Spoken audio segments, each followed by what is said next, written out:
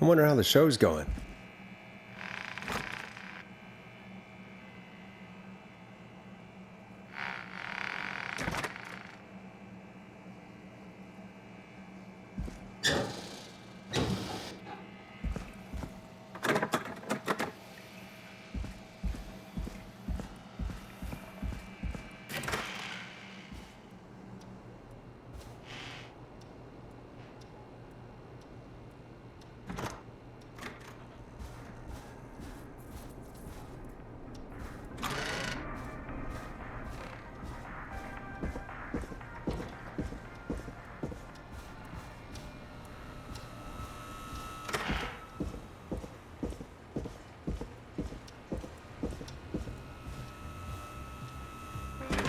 Isn't that such a good song, folks? And now for...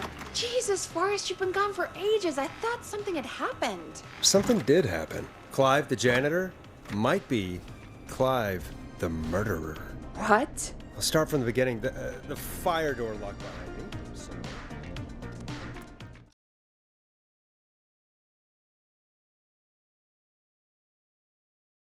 Did you heave that thing all the way up here?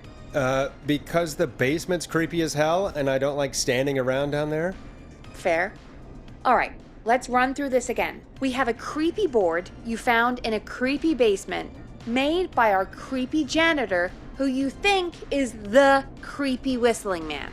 Yep. And on the creepy board are the names Chuck Brody, Kim Walker, Rebecca Allen, and Aunt Williams. Correct. And you think one of these people will be the whistling man's, Clive's, next target. That's right. And we've got to find him. You said there are 4 locations listed there too? The hospital, the power station, the gas station, and the trailer park. Clive must think the target is at one of those locations. Forrest, you're gonna have to figure out if any of the potential targets are at one of these locations tonight. Hit the button if you need any help.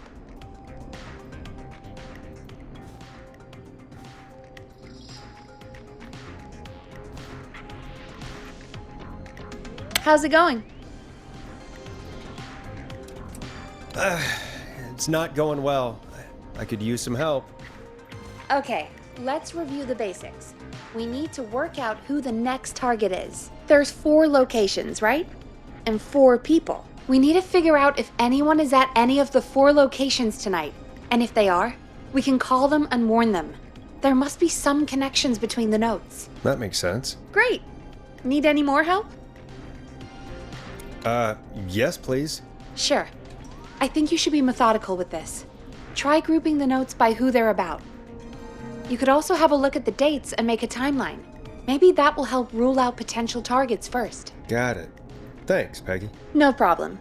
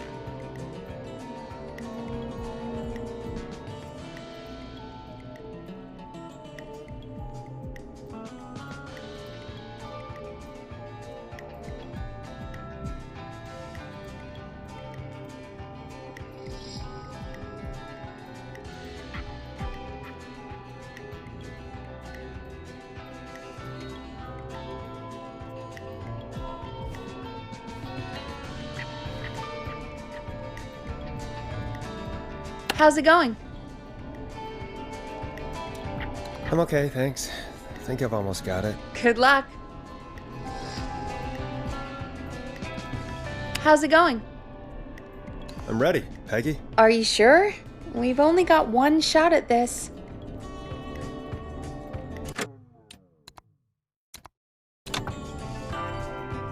I'm sure. Let's do this. Okay, name first. Who do you think the target is?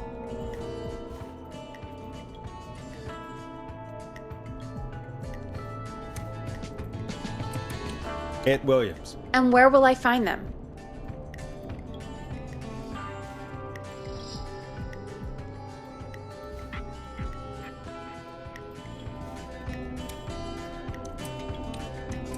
The power station. Okay, I'm dialing. One moment.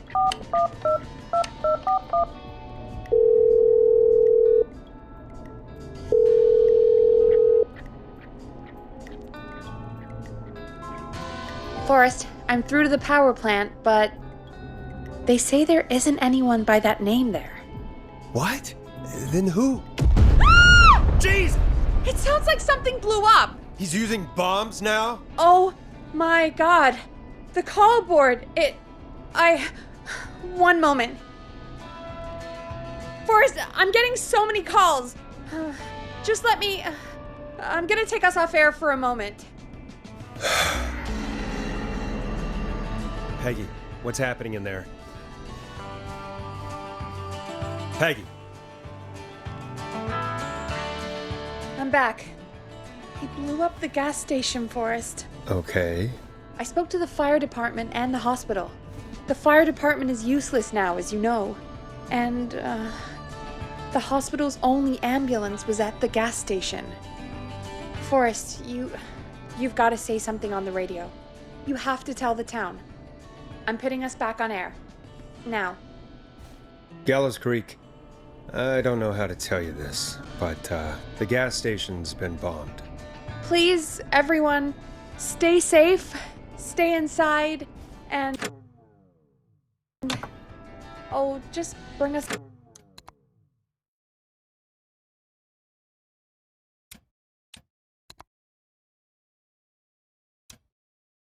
into some music, Forrest? Here's some music while we regroup here on KFAM 189.16, The Stream.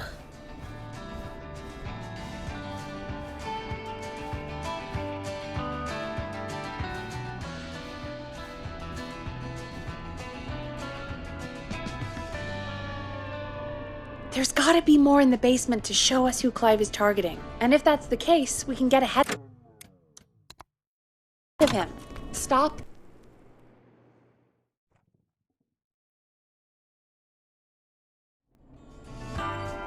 Let's do this. Okay, name first. Who do you think the target is?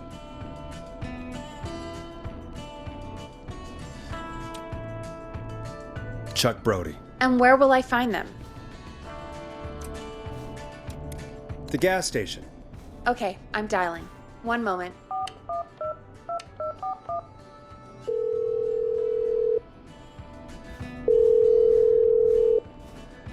Hello? Chuck Brody! Listen, I know this sounds crazy, but we have reason to believe the Whistling Man is coming for you. You need to get yourself and everyone else out right now. The Whistling Man? Who the hell are you? Who is this? This is Forrest Nash. Listen, the Whistling Man's back. We found a list with your name on it, and... Oh God. It's today. The year I finally let myself forget.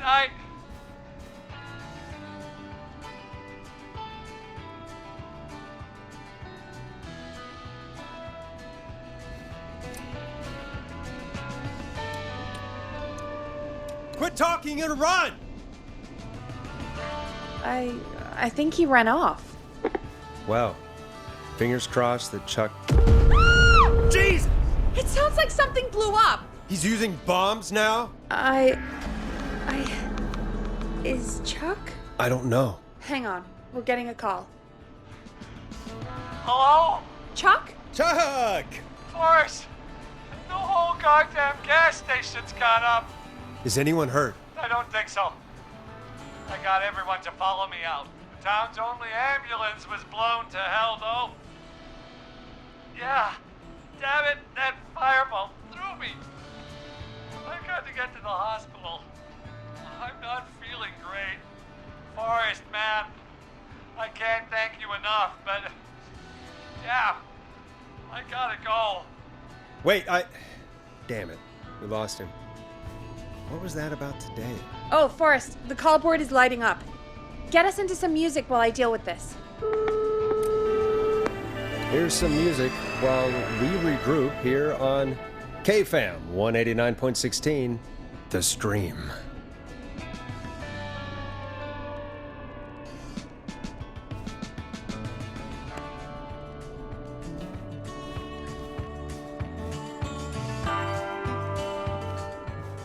There's gotta be more in the basement to show us who Clive is targeting. And if that's the case, we can get ahead of him.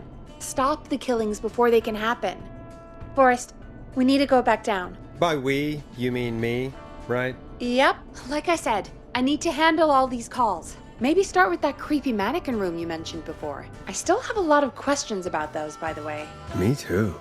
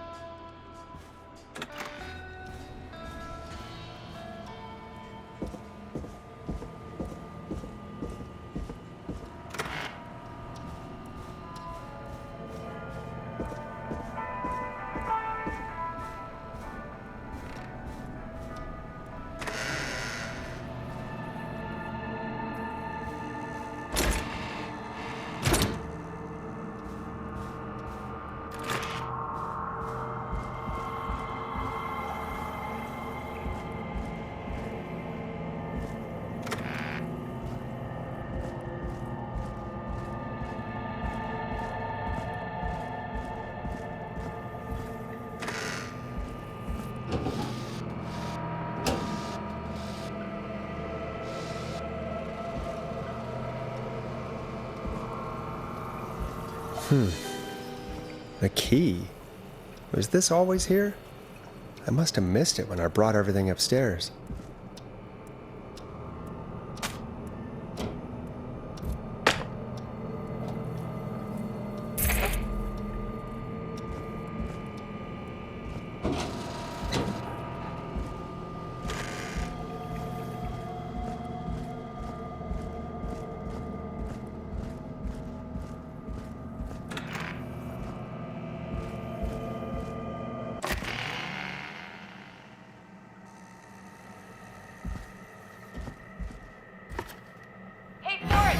Peggy, give me some warning before yelling down the intercom.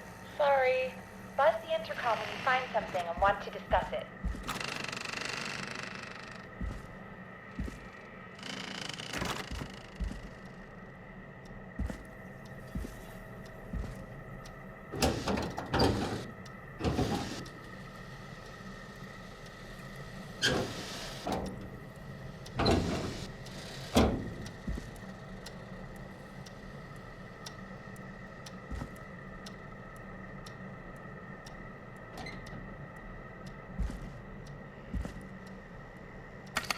Peggy, I've found a tape and a map down here. A map of what? Looks like it might be to somewhere in this storage area. Weird. Well, maybe the tape will give us more information. Give it a play.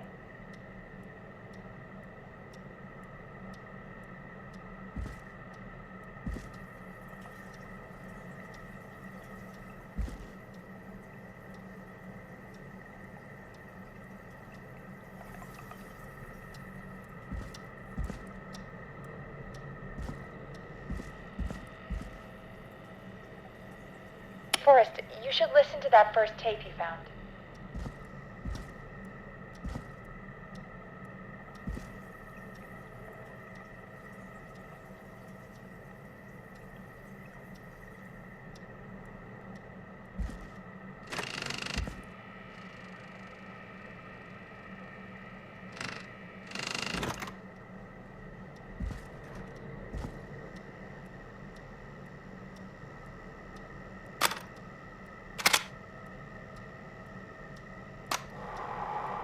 George Barrow, 1968. That's when this all began for me. Follow the maps. Find the tapes. I'll be waiting. Wait, George Barrow? We all heard that he drowned after a night out drinking.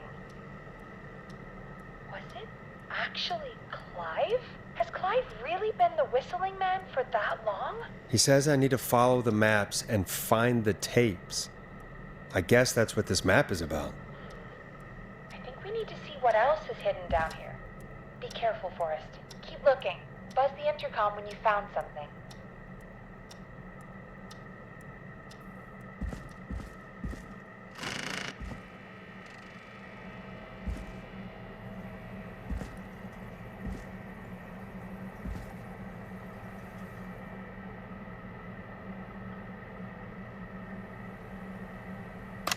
Time of autopsy is 7 a.m.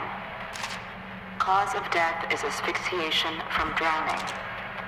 The degree of rigor mortis indicates that the subject has been deceased for 5 hours. That puts the time of death...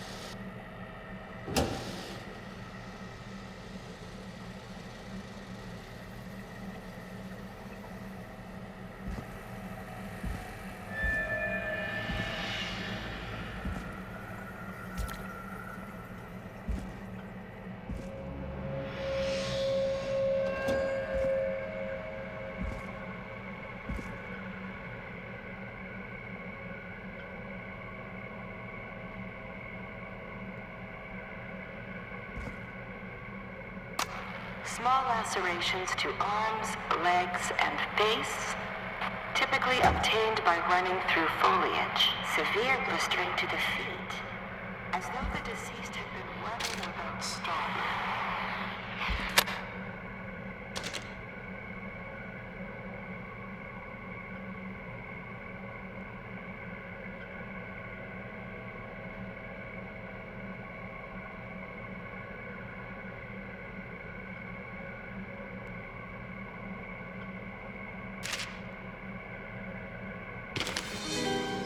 This looks useful.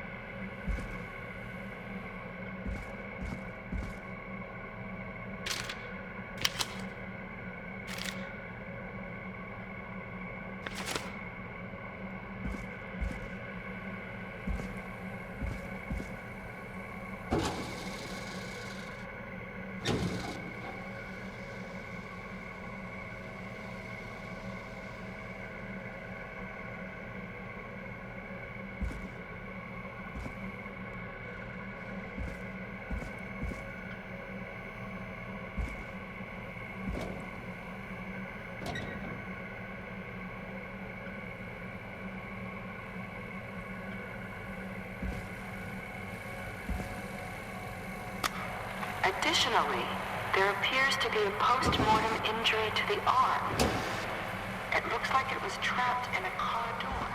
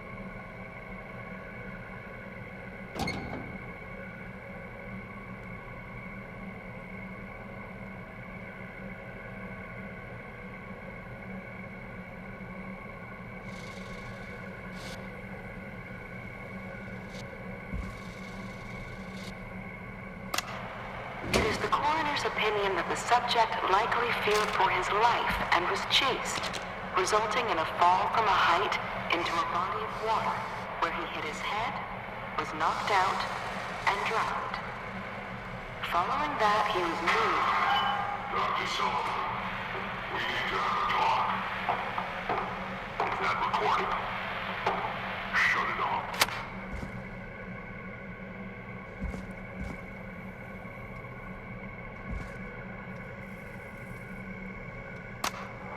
If you're listening to this, then I'm probably dead. What the? I'm a man who likes to stay informed. I've got subscriptions to newspapers all over the country. A few weeks ago, I noticed headlines cropping up in those papers, one after the other. Ooh, a new vinyl for my collection. About a murder. Each murder, the death of someone I knew almost 20 years ago. And each one drawing closer to Gallows Creek. Drawing closer to the anniversary. None of us are innocent, but I don't think we deserve killing. All I hope now is that I can save some folk from the worst that I can.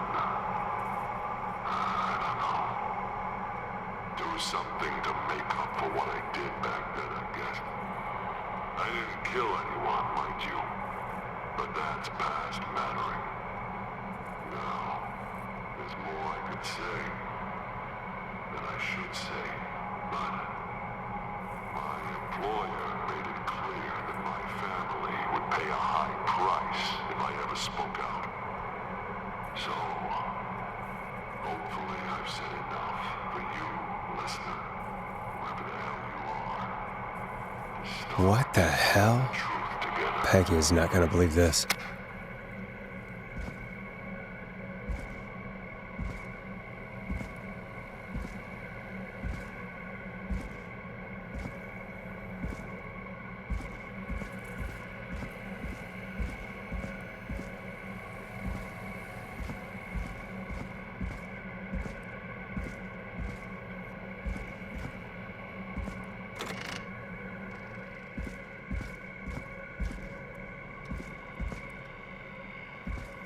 What have you found, Forrest? It's an autopsy tape.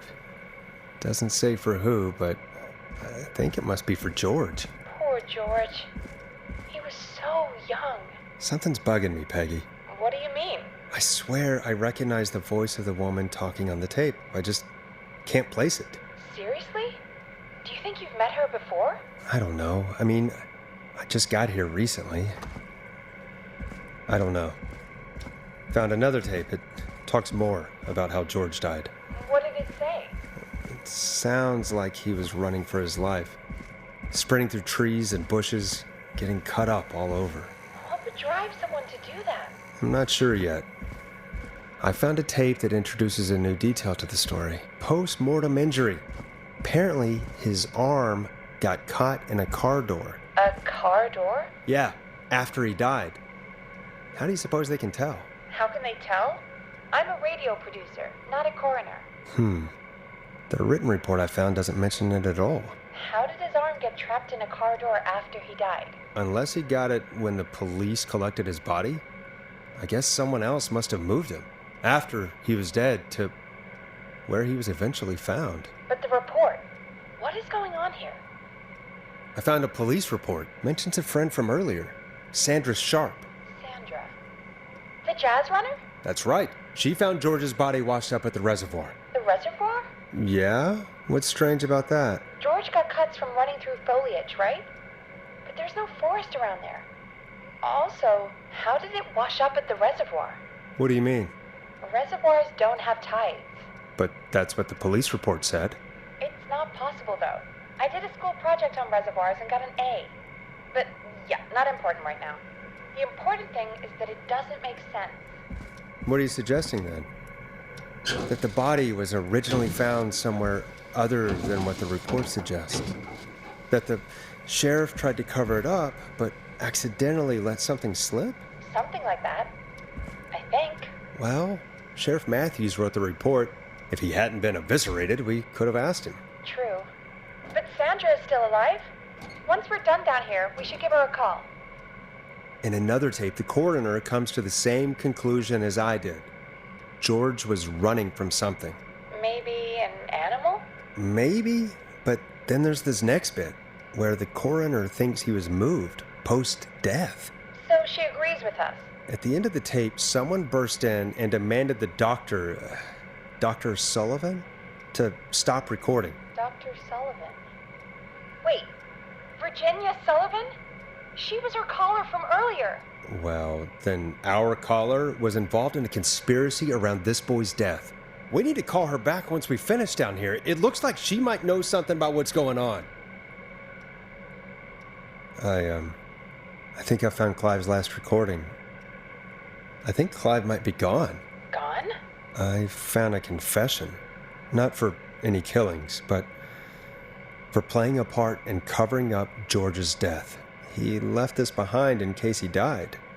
He hoped someone would find it.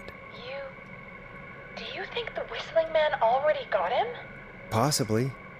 We've had a lot of callers tonight, but maybe not every victim made it to the phone, you know?